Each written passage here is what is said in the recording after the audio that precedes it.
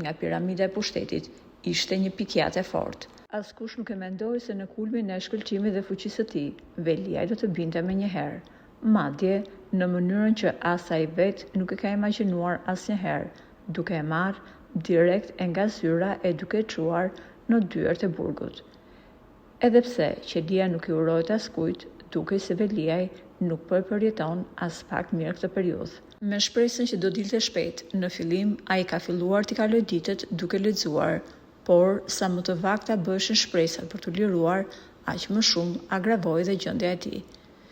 Gazetarë të ndryshëm janë shprehur se rakia është bërë shoqëruesi i tij më i mirë në orët e mbrëmjes, ndërkohë që një gardian i burgut të Durrësit ka rrëfyer një skenë tronditse. Ai u shpreh se në një moment mërzie, Veliaj filloi t'i bjerë murit me kokë. Gardiani ka dëgjuar shurmë dhe është futur menjëherë te dhoma e kryebashkiakut duke ndaluar, e më pas duke thërritur mjekun e burgut për t'i dhënë ndihmën e parë. Duket se Erion Veliaj e ka të vështirë ta pranojë faktin që për një kohë ende të pacaktuar do të jetë i detyruar të qëndrojë në mes të 4 mureve.